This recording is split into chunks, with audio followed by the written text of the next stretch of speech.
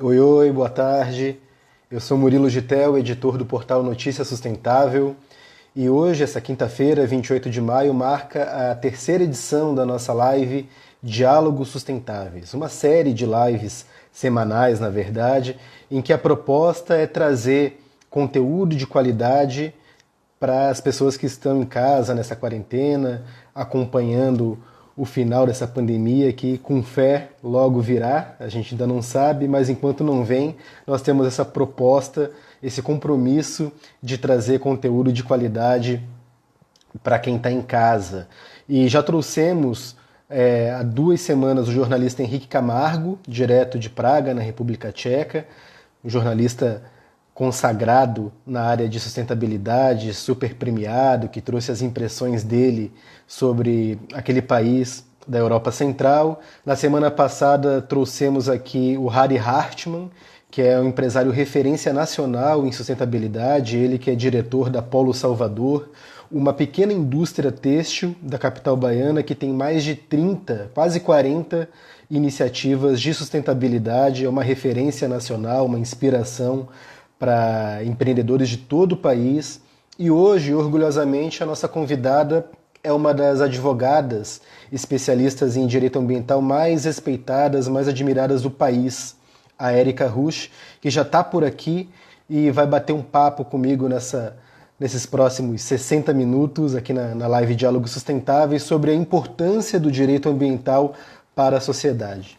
Vou chamar aqui a Érica para a gente já iniciar o nosso bate-papo. Vamos aguardar para ver se ela aceita e aí a gente começa. Érica Rusch, boa tarde. Olá, Murilo, tudo bom? Olá, pessoal, boa tarde. Tudo ótimo, que prazer falar contigo. Como é que tá aí nessa quarentena? Sobrevivendo? Pois é, estamos enfrentando esse desafio novo, mas também aprendendo e mudando os comportamentos, né? Então, acho que está sendo uma experiência diferente, mas com muito aprendizado. Bacana, Érica. Você que comanda o Rush Advogado já há bastante tempo, é um dos escritórios de advocacia mais lembrados no país quando o assunto é direito ambiental, premiadíssimo. Mas para começo de conversa, eu vou te pedir para que você conte a tua trajetória, né? Assim como o jornalismo, a engenharia, a medicina tem várias áreas, o direito também tem, né? Tem o direito constitucional, o direito civil, tributário. Por que que você escolheu seguir o direito ambiental? Pois é, por incrível que pareça, o direito ambiental, quando eu ingressei na faculdade de Direito, na Universidade Federal da Bahia, não existia nem a disciplina de Direito Ambiental. Então, no meu último semestre, antes de me formar, é que surgiu uma matéria optativa de direito ambiental.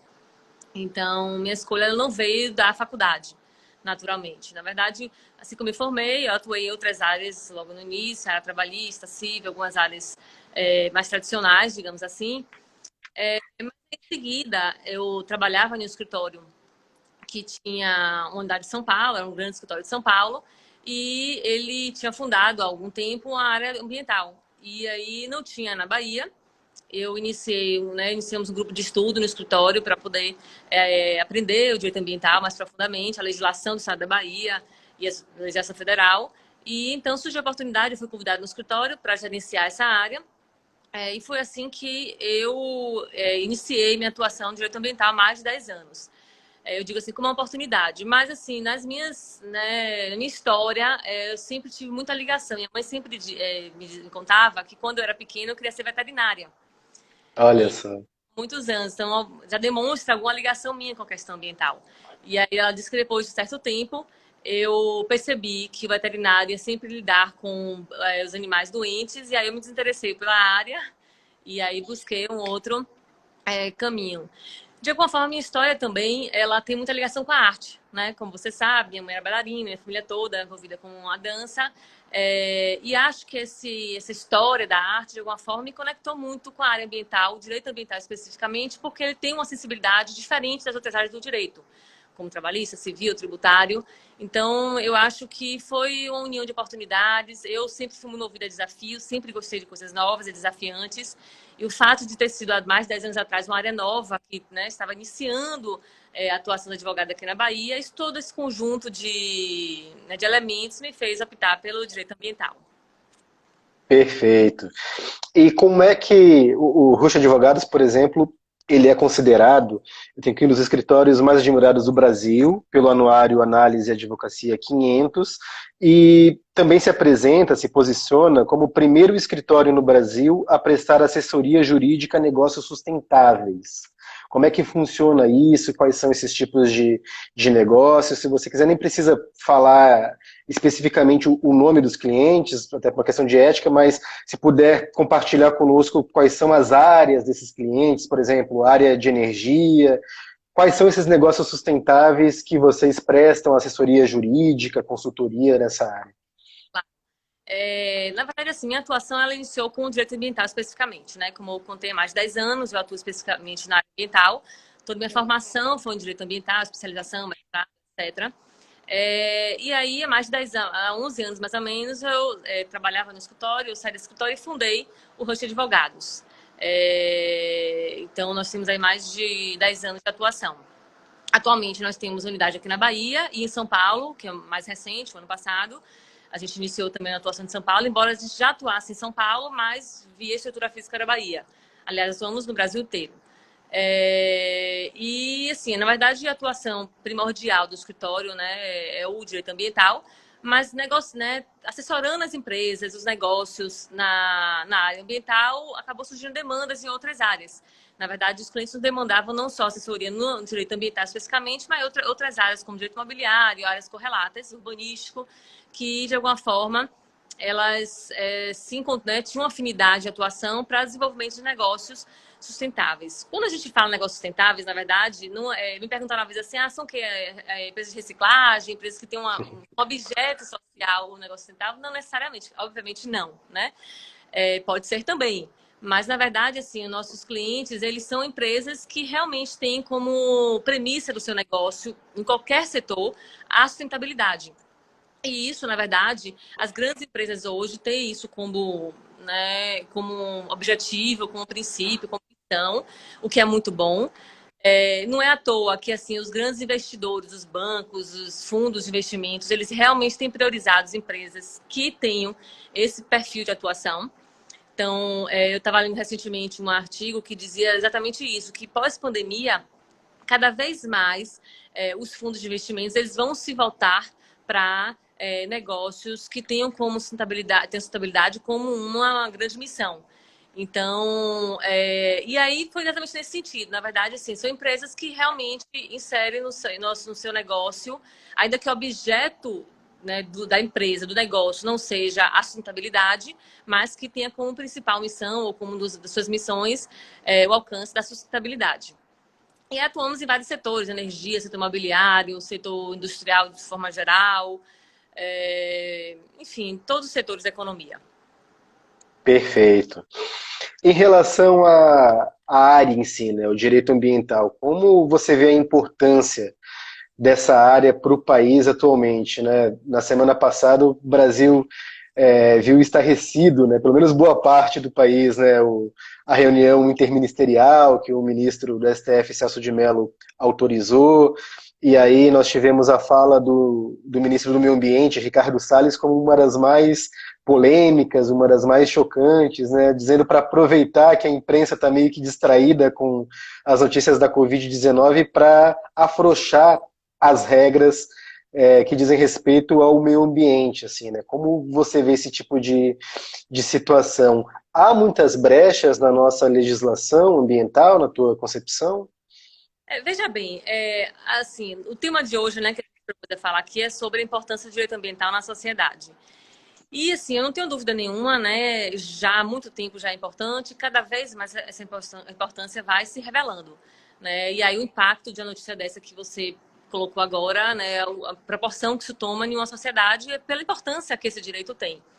Na verdade, o direito, de forma geral, não só o direito ambiental, o direito ele é de grande importância na sociedade. Então, assim, em uma linguagem muito simples, digamos que o direito ambiental é quem regula as nossas relações. Tem quem diz, quem define o que é certo, o que é errado, o que pode fazer, o que é lícito, né, o que não pode fazer, e quais são as penalidades para aqueles que fazem as coisas que não podem ser feitas. Então, basicamente, assim, o direito, em linguagem muito simples para que todos compreendam, ele tem como uma função definir regras para um bom convívio social e o desenvolvimento da sociedade. E o direito ambiental não é diferente disso, né? Também é um direito, só que tem no seu mérito, que a gente chama, no seu conteúdo, a questão ambiental. E quando eu falo em questão ambiental, é importante que fique muito claro aqui para todos que estão assistindo que o meio ambiente ele não se restringe ao meio ambiente natural, como muitos pensam por aí. Não é apenas a floresta, a vegetação, a fauna, os animais. Os golfinhos, né, que o pessoal brinca, né? Urso panda, é também. Exatamente. Na verdade, assim, não é também, mas é também o meio ambiente artificial, que é o meio ambiente que o homem construiu, o meio ambiente cultural, que é aquele que tem um valor àquele bem. Então, ele tem uma atuação muito mais ampla. E a importância dele, na verdade, ele vai regular, né, o que se pode e o que não se pode fazer com os recursos ambientais que estão disponíveis na sociedade. E assim, para mim, nesse panorama atual de pandemia, eu antes de, né, comentar sobre a fala do Salles que você mencionou, fazer uma reflexão. Eu estou vendo aqui o Thiago Trintinella, sócio lá do História de São Paulo, está dizendo que os golfinhos são seres humanos. É verdade. Agradecer a participação aí do Dr. Tiago também. Na verdade, assim, eu me lembro, agora só um parênteses antes de. Eu me lembro que quando eu comecei a atuar no direito ambiental, imagina, mais de 10 anos atrás, era assim, pouco se falava, nem se entendia muito o que era meio ambiente. E aí eu lembro que um colega me perguntou assim, o que você faz de direito ambiental? Assim, quem são seus clientes, os animais? Como é que você... Assim, entendiam o que era. Mas só assim, para deixar claro para quem não é de direito aí, que esteja eventualmente nos assistindo, o advogado que atua no direito ambiental, ele vai, na verdade, assessorar a empresa, o poder público, ou pessoas físicas, para agir de acordo com a legislação. Então, alguém vai empreender, implementar um projeto, não sabe exatamente quais são as regras ambientais que deve observar, e o advogado ambiental, que é especialista, ele vai dividir com a empresa, né, as pessoas, esse conhecimento, para que o empreendimento seja implementado de forma regular. Mas, enfim, feito esse parênteses à parte, né, voltando à importância do direito ambiental, assim, eu tenho muito, assim, eu tenho uma convicção, né, embora há muita discussão na atualidade sobre a origem da pandemia, do coronavírus, por exemplo. E, assim, minha opinião é de que realmente a origem, né, e vários estudos com isso, ele vem de uma má gestão de uma política ambiental, né? Então, a China, lá em Wuhan, onde surgiu, onde originou, na ciência defende que originou o coronavírus, o Covid-19, ele originou de um mercado, né, de animais vivos que na legislação ambiental daquele país permite. Não só permite, historicamente incentivava. Então a China por muitos anos ela incentivou esse mercado de animais vivos e selvagens. E aí por conta desse mercado que esse vírus foi, né, transmitido aos animais que foram consumidos pelo homem, e aí estamos na realidade que tem. Então, assim, olha o impacto, né, olha a importância que o direito ambiental tem na sociedade. Então, se a gente não tivesse, se o país que, né, originou a pandemia tivesse uma política de meio ambiente distinta daquela que tem hoje, ou que tinha, pelo menos há um tempo atrás, porque eu li recentemente que foi proibido agora o comércio de animais vivos, nós não teríamos chegado no estado que estamos hoje. Né? Então, aí revela o quanto é importante o direito ambiental para a sociedade. E assim, o que você comentou, né? Eu assim, costumo dizer que como operadora de direito eu não tenho partido, né? Não, a gente, na verdade, tem que operar a legislação independentemente de partido. Então, assim, está na pauta do dia realmente a fala do ministro Sá.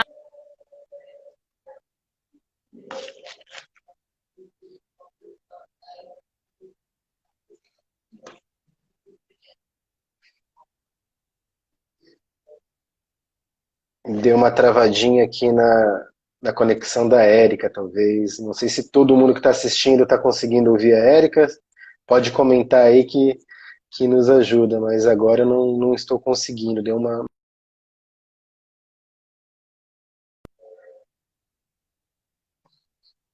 A Érica saiu, ok, ela teve um problema de conexão, deu uma travada, né? A Priscila aqui está nos ajudando também. Então, vou fazer o seguinte: vou pedir a colaboração de vocês só para aguardar um pouquinho, que eu já vou chamar a Érica novamente para retomar a nossa transmissão. Ao vivo é dessas coisas, pronto, já está voltando a Érica. Estamos aguardando.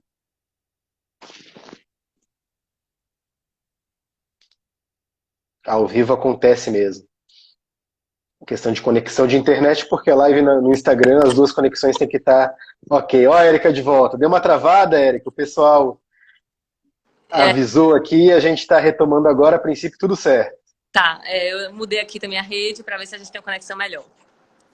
Pronto. Estávamos falando da importância do direito ambiental, né, na sociedade. Isso, passamos pela China, lá o problema de Wuhan, né, do Covid-19.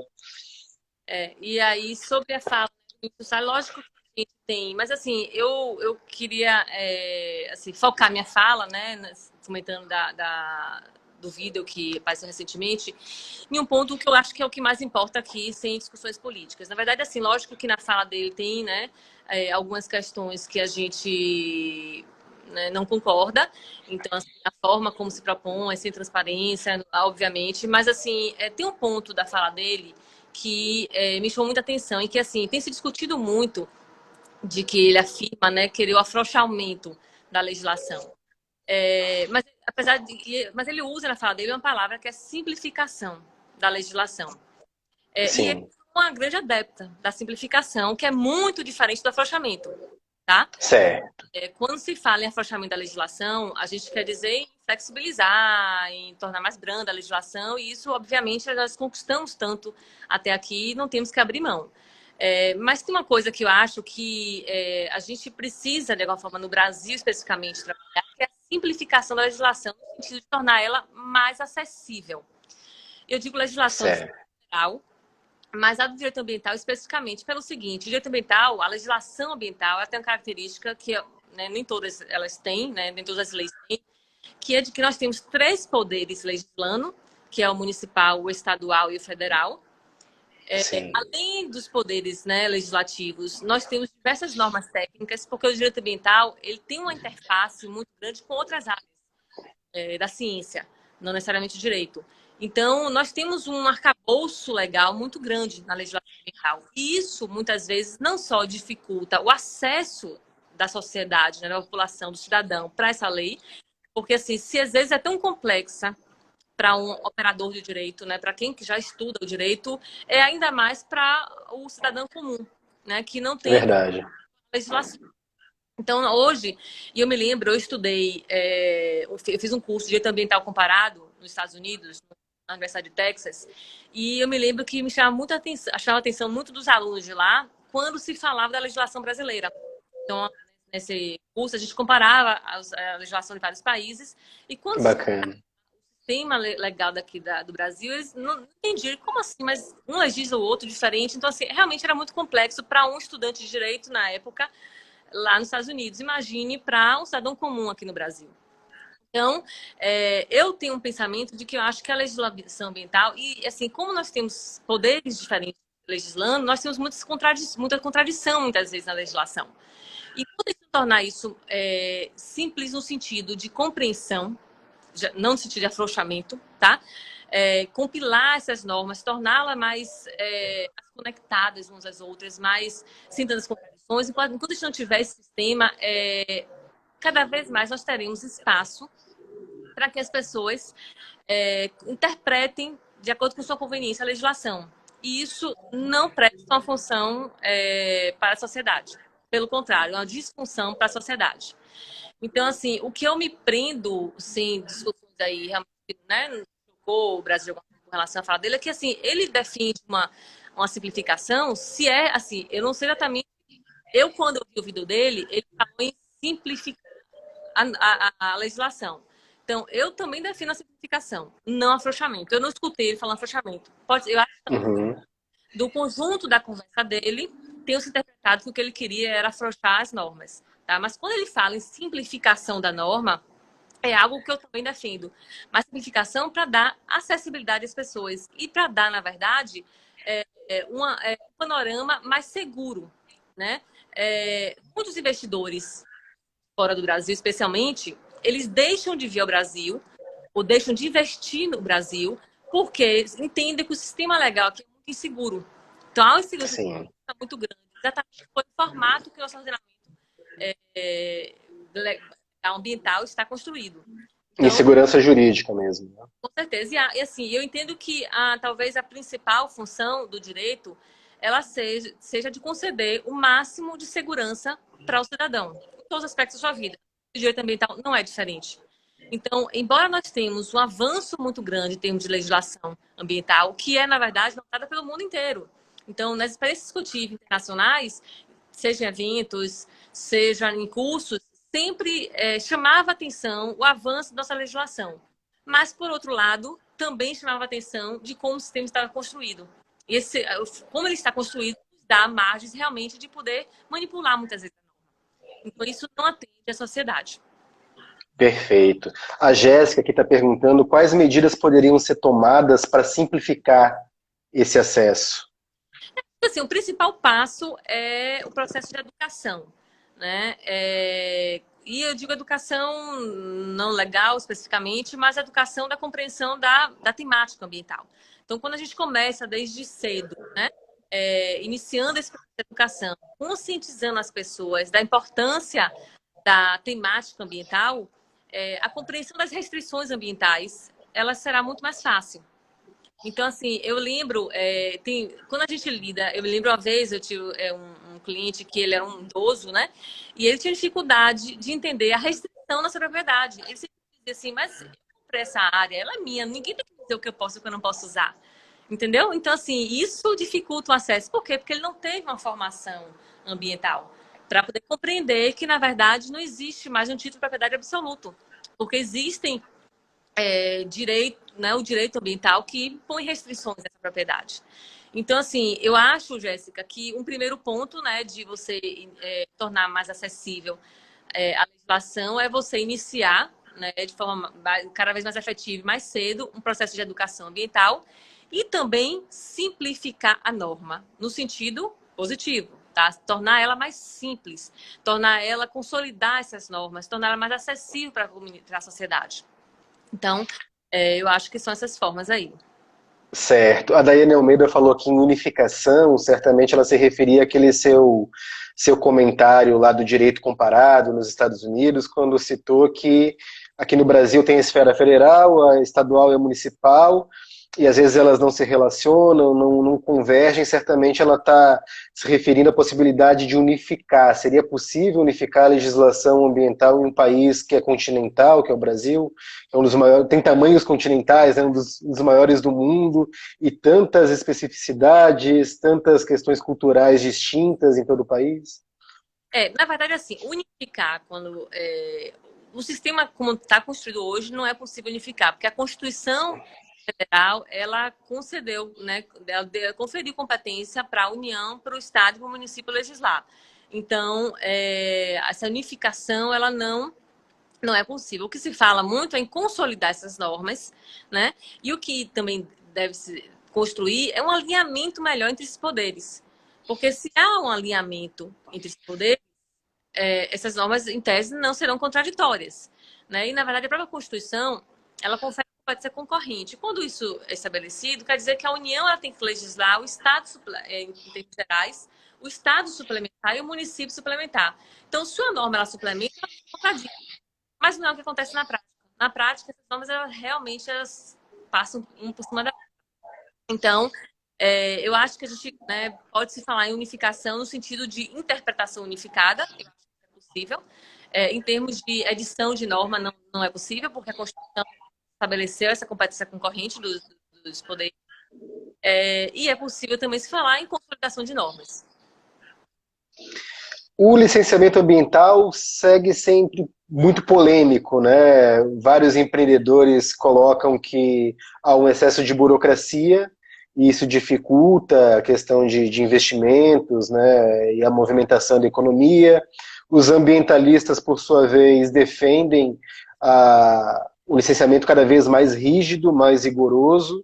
porque assim acreditam que os recursos naturais estarão mais bem preservados, assegurados para as gerações atuais, para as futuras. Esse dilema ainda persiste no Brasil, né? Passa década, entra década e ainda persiste. É de difícil resolução, né? E o licenciamento, é possível simplificá-lo, na tua opinião?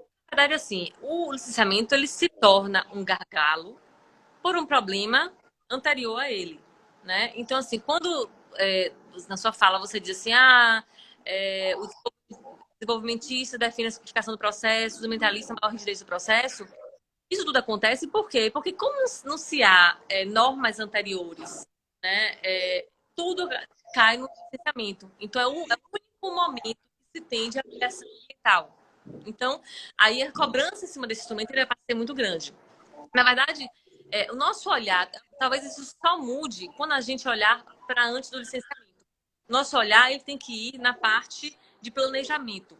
Então, quando a gente planeja melhor a nossa ocupação, quando o Estado, né, o município planeja, realiza estudos, define de forma mais adequada o que pode e o que não pode ocupar, o que pode, o que é restrito, o que não é restrito em termos ambiental. Então, o licenciamento ele vai se tornar só um mero ato simples. Mas, como hoje não há trabalho prévio, então realmente tudo depende do licenciamento. E por isso que muitas vezes dificulta o investimento de algumas pessoas e muitas vezes torna insatisfeito né, os ambientalistas, porque entendem que tem que haver o risco, porque é o único momento que se avalia realmente as restrições ambientais com a atividade. Certo. Na tua concepção, Érica, levando em consideração toda a tua experiência nessa área do direito ambiental, em relação à maturidade das empresas, né, que procuram escritórios de advocacia como o Rucha Advogados, por exemplo, né, em relação a questões de avaliação de impacto ambiental, algo que é um estudo bem básico, as empresas estão amadurecidas nesse sentido ou elas costumam já pedir assessoria de forma geral, sem saber nem para onde vai, sem ter conhecimento de nada? O amadurecimento das empresas tem evoluído, na tua opinião? Evoluído muito. Esse amadurecimento depende muito do setor também. Então, tem setores menos evoluídos. O setor industrial, por exemplo, é um setor bastante evoluído em matéria ambiental. Então, porque, na verdade, ele vem trabalhar na questão ambiental muito antes, às vezes, de política. Então, assim, tem setores, né, que têm uma atividade maior do que outros. Mas, assim, em linhas gerais, eu percebo, assim, eu costumo dizer assim, que quando eu comecei a atuar, né, na advocacia ambiental, boa parte dos nossos clientes, eles nos procuravam em situações, eu digo, nós chamamos de contencioso, né? Que são, na verdade, quando já existe uma demanda ambiental, ou ele cometeu irregularidade, precisa se ajustar, ou já tem uma situação que ele precisa. Era, assim, 80% da atuação nossa era negociando irregularidades, as condutas irregulares. Hoje, isso inverteu. Então, Olha só.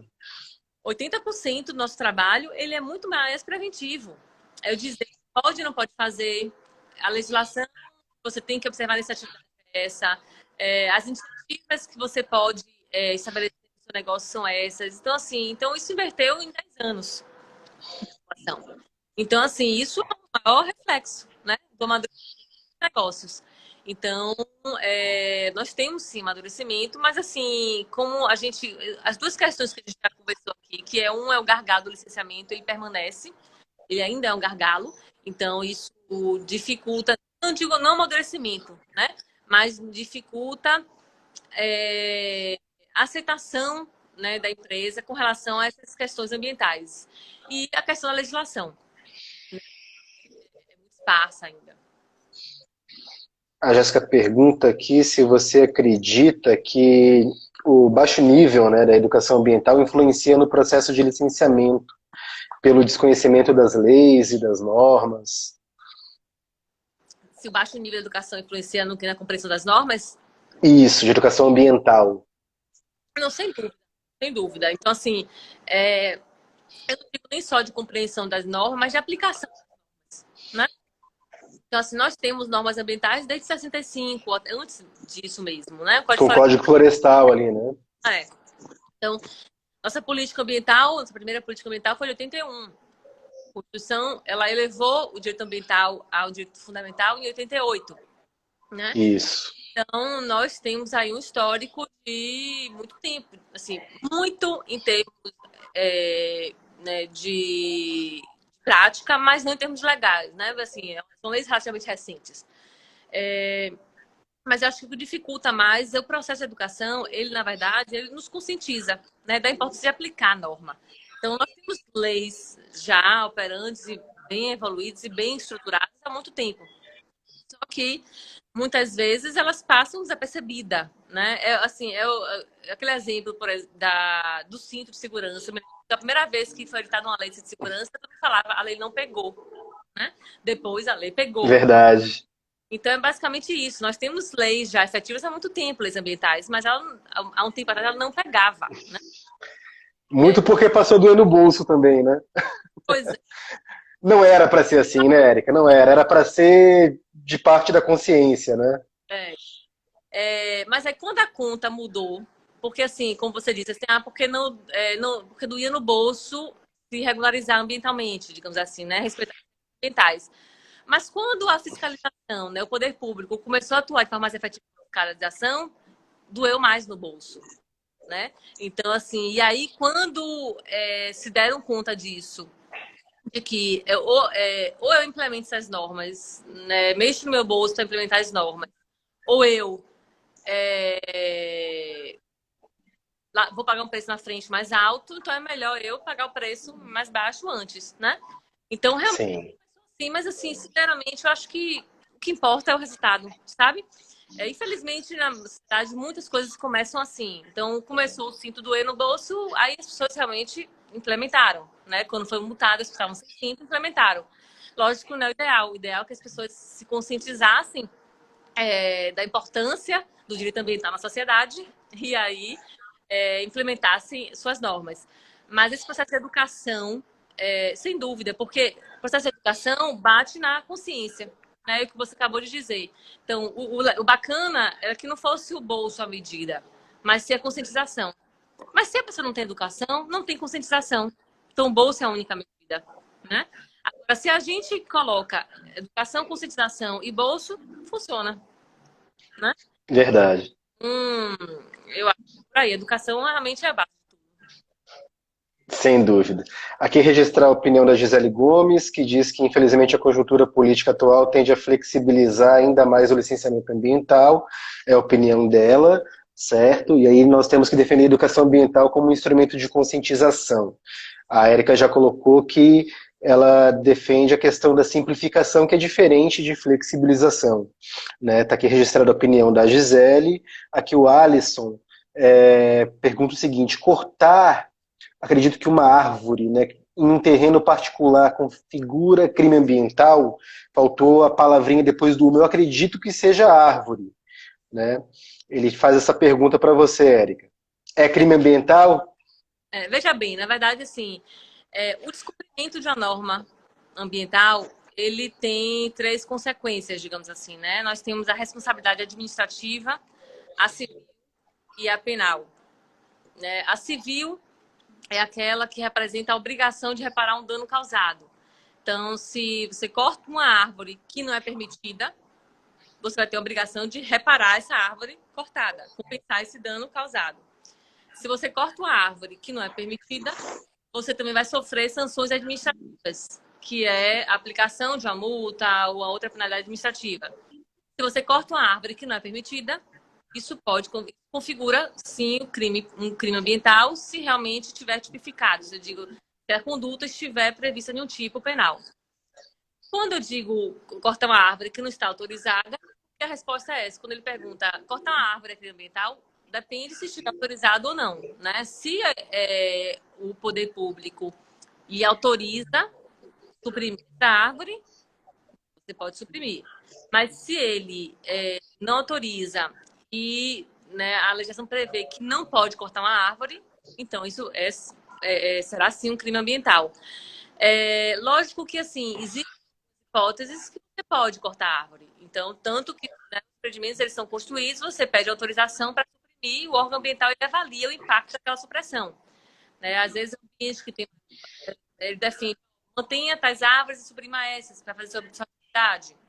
Então, responder especificamente, suprimir uma árvore, cortar uma árvore é crime? Depende da situação.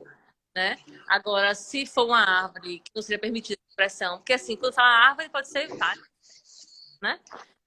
Então, se for uma árvore que não seja passível de supressão e que não seja autorizada, será sim um crime ambiental. Às vezes a árvore representa um perigo, né? A questão de segurança, né? E aí é recomendada a poda dos galhos, porque eles podem, por exemplo, estarem próximos a fios de energia elétrica, a postes, e representam um perigo para a sociedade, né? Então, cada situação é uma situação, né? Até às vezes o estágio da árvore está comprometido, a saúde mesmo da árvore, e não cortá-la representa um perigo, porque ela pode cair em cima de alguém se ela não estiver com estágio saudável. Então, assim, né? Vai depender de cada situação, realmente. O Alisson lá que está agradecendo pelo esclarecimento. É sempre bacana essa troca de figurinhas, né? O objetivo do Diálogo Sustentáveis é justamente esse, de as pessoas perguntarem, esclarecerem suas dúvidas e trazer um especialista é sempre importante por causa disso. Semana que vem nós temos a Semana do Meio Ambiente, né? O Dia do Meio Ambiente é 5 de junho, comemorado, né? A ONU estipulou essa data importante. Você tinha mencionado bem anteriormente que a nossa Constituição Brasileira de 1988, nossa Carta Magna, estabelece o meio ambiente como um direito fundamental, ali no seu capítulo 6º, né? Um capítulo todo dedicado ao meio ambiente, artigo 225, né? E aí estabelece lá que o poder público precisa fazer cumprir esse direito, né? Não só o poder público, como toda a coletividade, né? A Constituição ainda utiliza esse termo coletividade. Na tua opinião, a gente tem feito cumprir esse direito de uma forma mais geral? Tem muito a avançar? Veja bem, como você 8 é um marco muito importante, né, na legislação ambiental, porque o nosso ordenamento jurídico elevou o direito ambiental a um direito fundamental. Quando na Constituição previa um capítulo integral, né, como você mencionou, artigo 225, que prevê lá que o meio ambiente equilibrado é um direito, né, de todos e tem deveres também de preservá-lo. Né? Então, ao mesmo tempo que temos o direito de usar os recursos naturais, nós também temos o dever de preservá-lo. E aí, quando você me pergunta, nós estamos fazendo valer esse direito, né? Ela, na verdade, assim, a Constituição ela traz isso como norma geral, fundamental. Né? E aí, quem põe em prática realmente o cumprimento dessas restrições são a legislação infraconstitucional, que são as leis esparsas, né? As leis federais, estaduais e municipais. Então, são essas leis que estabelecem o que nós temos o direito e o dever de cumprir em termos de matéria ambiental. E, assim, se nós temos uma legislação avançada, isso quer dizer, né, em tese, que nós estamos cumprindo esse dever. Mas isso desde que nós estejamos realmente aplicando essas normas. E aí vem toda aquela temática que a gente já trouxe aqui, né, e que a gente sabe que, assim, existe o cumprimento de normas, mas também existe muita pressão de norma. Né? E nós estamos sim, avançando no cumprimento desse direito fundamental, mas nós não estamos ainda no panorama ideal, infelizmente. Né? Perfeito. Aqui o Leandro Bastos Nunes também comentando, orgulho da Universidade Federal da Bahia. Você que é graduada pela UFBA, né? Antes de tantas... Da República, assim, talentosíssimo, sempre um brilhante aluno na faculdade. E aí, Dr. Marcos Pimenta também esteve por aqui, comentou. Te agradece a participação de todos.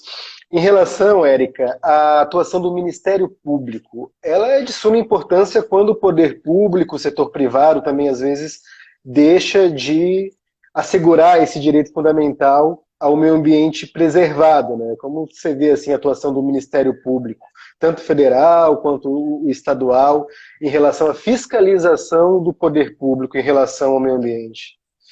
o Ministério Público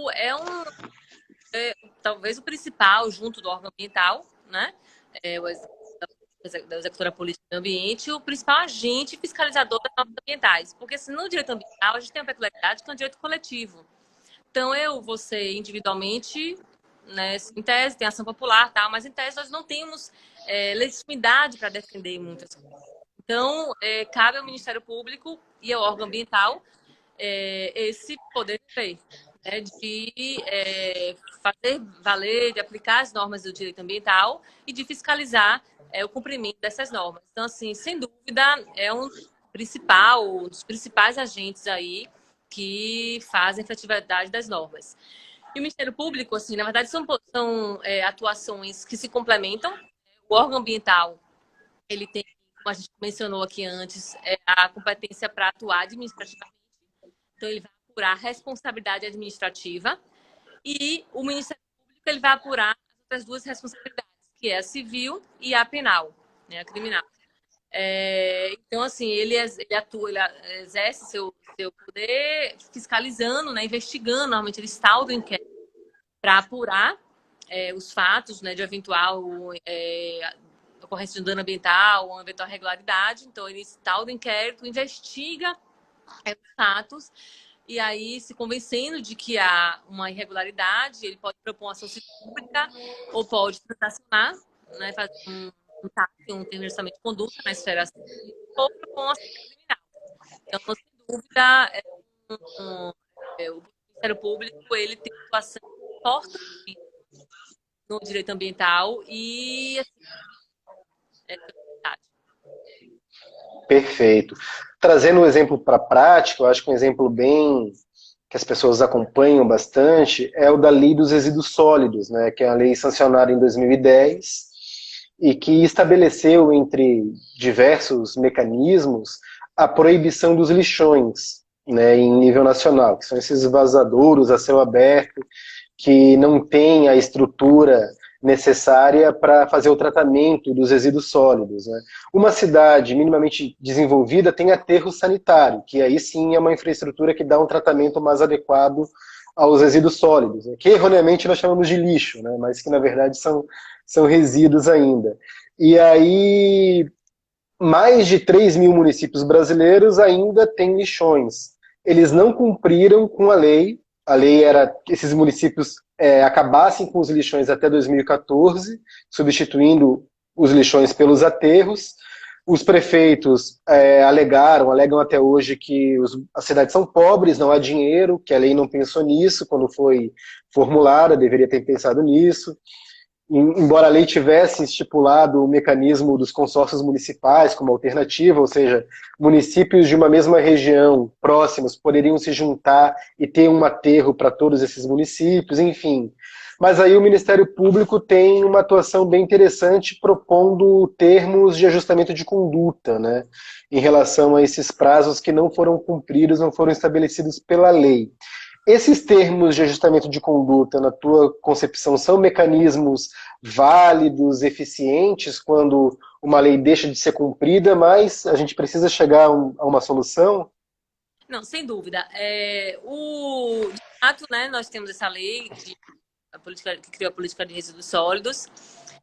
Temos muita dificuldade de implementação, então esse prazo foi prorrogado diversas vezes, né, para o limite de se ter um lixão, mas realmente nós temos a realidade é que existem vários municípios ainda, né, operando. Então, além de termos também municípios com aterros que estão perto de vencer e que talvez não tenham ainda capacidade de construir novos aterros. Vamos lidar com aterros que estão se transformando em lixões também.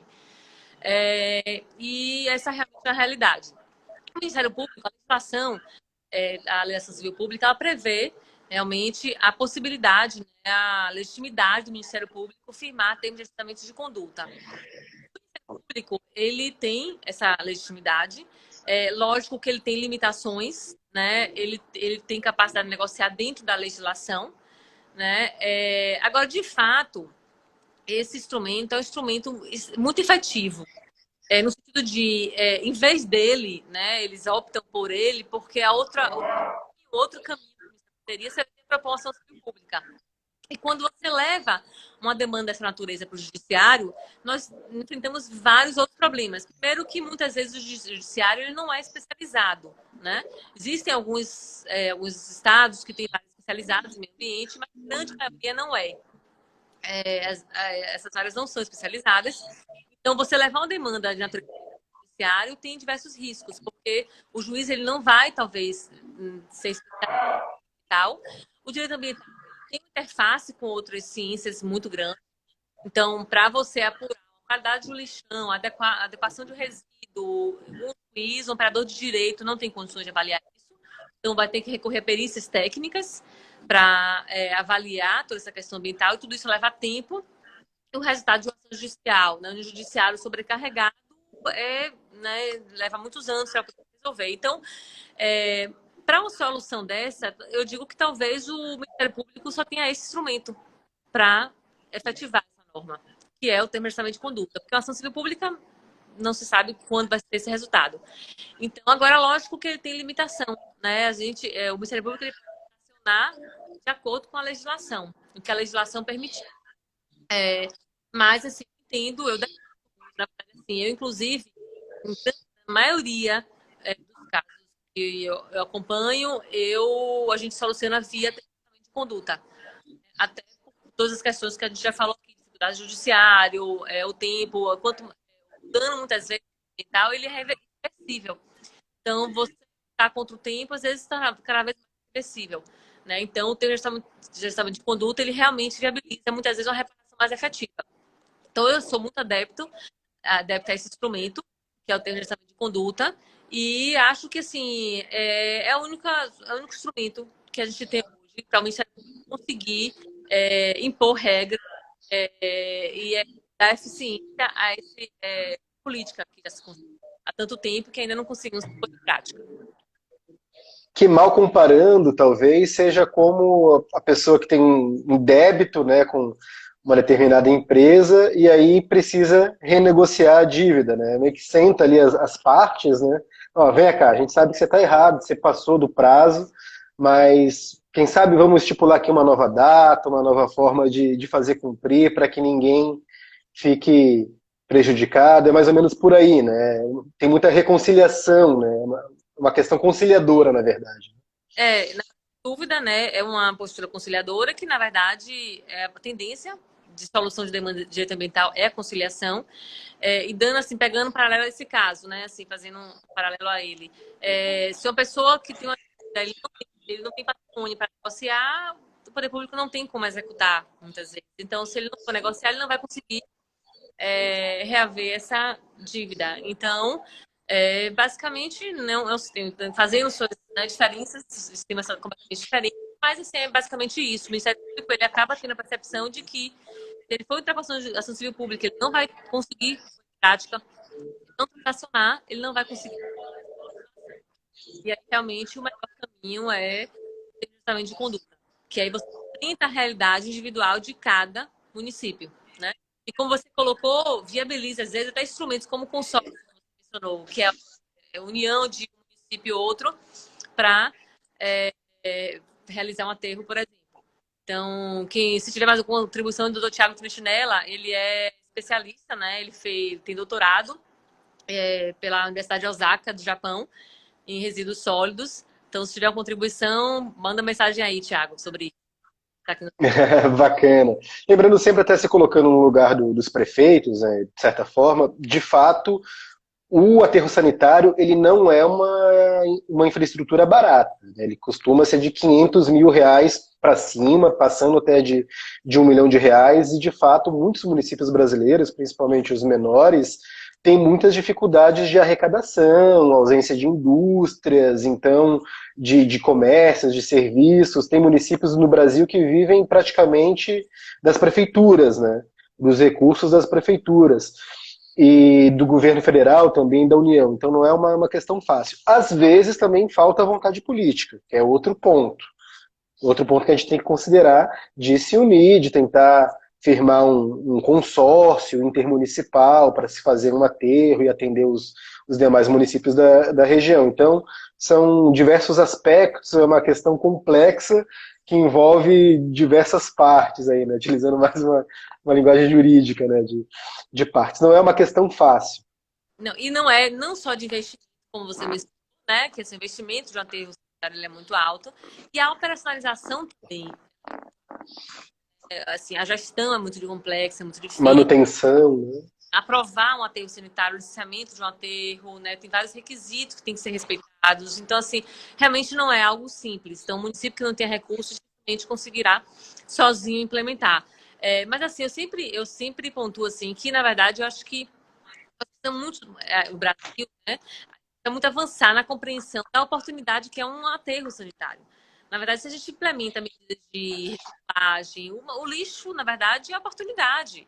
Então, se a gente recicla, é matéria-prima, né? O lixo pode gerar energia.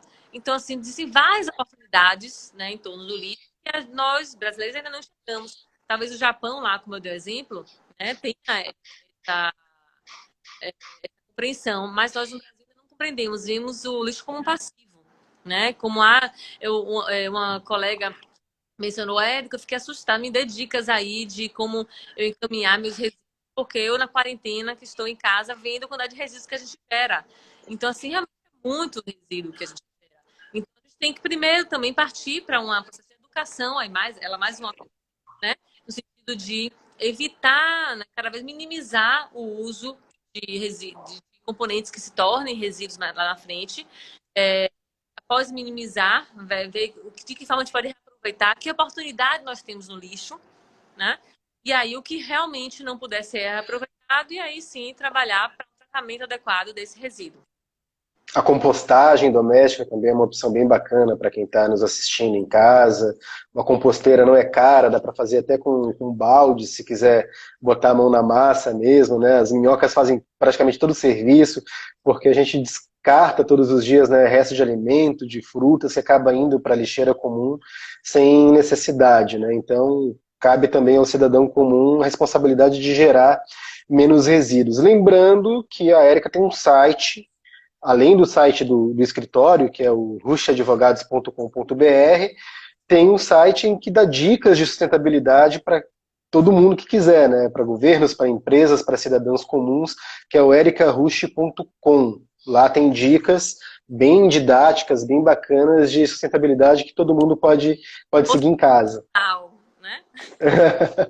Verdade, verdade. Érica, não posso terminar a nossa conversa sem deixar de mencionar que 2/3 de toda a madeira comercializada no mundo tem origem ilegal, certo? Países como a Rússia, como o Peru, chegam a ter 90% da madeira comercializada de forma ilegal. O Brasil, metade da madeira comercializada aqui tem origem ilegal, e há alguns anos veio sendo construída uma norma, uma ISO, que é uma norma internacional, né, a gente sabe, tem a ISO 9000, que todo mundo conhece, 14001, e uma ISO específica para as florestas, para a sustentabilidade das florestas, que é a ISO 38200. Você me corrige se eu estiver equivocado. E 2 baianos tiveram uma participação extraordinária na formulação dessa ISO em nível internacional. Foram à Alemanha, foram à China, negociaram as formas de criação dessa norma internacional. Um desses baianos é o Jorge Cajazeira, executivo de mais de 20 anos da Suzano, Papel e Celulose, que também é um ativista pela sustentabilidade, você conhece bem. E esse outro baiano é você, que está falando aqui comigo, que representou o Brasil na criação dessa norma, que é um orgulho para o país, né?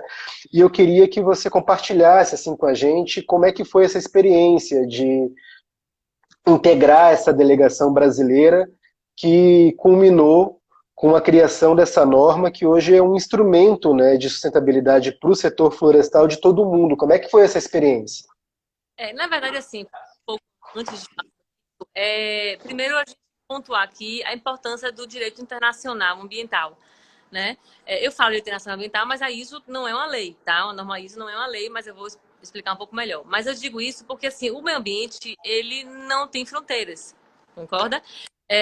Então, assim, e aí, por isso estamos vivendo também essa pandemia, né? Porque, né, a questão de saúde também muitas vezes não respeita fronteiras. Então, se nós não tivermos normas internacionais, né, que definam regras para o uso dos recursos naturais, dificilmente nós conseguiremos, né, ter uma sustentabilidade no mundo, né? Porque, como eu disse, o meio ambiente não tem fronteiras. E a ISO, ela não tem capacidade legislativa, né? Não é uma lei, mas É uma norma voluntária, né? é uma voluntária, mas é um instituto de tanta seriedade, né, com tanto rigor técnico e científico, que ela tem um valor coercitivo, digamos assim, né? Porque as pessoas realmente respeitam muito essa norma, e no mundo inteiro, né? E ela, na verdade, com essa norma, e aí eu trago outro instrumento que tem importância para a gestão ambiental, que é a certificação, né? Ela, muito embora ela não estabeleça o certificado, mas assim, ela, na verdade, nos traz uma orientação para que se garanta uma regularidade de toda a cadeia produtiva dos materiais oriundos da madeira, né? Como você muito madeira legal aqui. Então, realmente, foi uma experiência, foi um convite, né? Que é um líder brilhante e é o presidente dessa norma, né? É o grande idealizador da norma. Foi um processo fantástico, assim, foi minha primeira iniciativa internacional. Em termos normativa, né? Em termos de participação na edição de norma. Nós tivemos reuniões em China, em Paris, em vários outros lugares. E é muito interessante você, assim, discutir. Imagina, assim, uma norma em que vai ter que enfrentar tantas culturas diferentes. Né? Imagine que você vai discutir tecnicamente com pessoas do mundo inteiro, né? Da Índia, do Japão, da Ásia inteira. Então, com culturas completamente diferentes, com interesses ambientais e econômicos completamente diferentes. E que tem que haver um consenso, porque, ao contrário, né, de nosso sistema jurídico, em que existem posições, lá não, tem que haver consenso, em tudo que sai de lá tem que haver consenso. E assim, eu me lembro que nas primeiras reuniões eu dizia, não tem como sair um consenso disso aqui. Quando eu via os países se pronunciando sobre o que eles pensavam de dispositivos, eu dizia, não vai sair consenso disso aqui. E Parece a reunião da ONU, né? era algo assim inimaginável. Então, assim, eu me lembro que eu saí assim, que às vezes, não se preocupe, né? Vamos conseguir. Aí tem toda a articulação para a gente conseguir um consenso, e aí realmente o resultado é algo fantástico, o processo ele é fantástico já em si, né? Você fazer com que todos os países tenham um consenso sobre uma norma que vai interferir na sua economia, na sua gestão ambiental, na sua cultura, né? E aí uma norma que não é impositiva, né? Não tem obrigação, ela não é uma lei, mas que todos vão respeitar pela seriedade desse processo que você constrói, a seriedade técnica, o rigor técnico e científico, se constrói um consenso científico, né? Então, realmente, foi uma experiência fantástica. A ISO é uma instituição incrível e são normas dessa natureza, né, que vão inibindo essas atividades ilegais e, de alguma forma, apertando, né, o cerco para esse tipo de atividade. Lembrando que até então o Brasil só tinha normas nacionais, né? Como, por exemplo, o selo FSC, que é uma certificação bastante conhecida. Se eu não me engano, a outra certificação é PESC, que também tem um nível semelhante. E aí, essa ISO veio para agregar uma norma internacional a esse tipo de certificação, assim, exemplificando, né? Por exemplo, diga. Isso. A ISO, ela, na verdade, traz um grande diferencial, porque, assim, o custo das certificações que você aí, às vezes, ela torna inviável para empresas menores, né? As grandes empresas, elas têm essa capacidade de investimento na certificação dessa. E as médias empresas não conseguiam aderir a um sistema desse. E com a ISO, isso tornou muito mais possível. E aí a gente vai, de alguma forma, inibindo essa produção, essa produtos de madeira. Então, realmente, foi um ganho enorme para a sociedade brasileira, mundial, na verdade, né? Aí as empresas que seguem a sustentabilidade, né, têm um compromisso com o que é ambientalmente correto, podem, passam por auditorias, né, tem a certificação registrada, e aí ó, a madeira que a gente está comercializando tem uma origem legal, não é de desmatamento, não é de origem ilegal, e isso agrega valor a esse tipo de produto, né, que é muito importante. Lembrando que na Bahia, especificamente, o setor de papel e celulose é o que mais exporta, é o maior exportador do Estado, gera mais de 320 mil empregos diretos e indiretos, então é um setor de extrema importância que planta eucalipto aqui na Bahia, vende a madeira para países de todo mundo e agora, graças a essa ISO que você ajudou a formular, consegue ter a rastreabilidade, a sustentabilidade desse tipo de material, né? É uma garantia, na verdade, que você tem de que o processo, toda a cadeia produtiva, ela está legítima. Então, não teve trabalho escravo, não teve trabalho infantil, a área estava regular, não tinha desmatamento, não tinha comércio. Então, assim, é uma garantia que dá ao consumidor. E aí, é um grande instrumento para o consumo consciente, em que você pode ter Perfeito. a opção de escolher empresas que tenham o seu processo produtivo regular.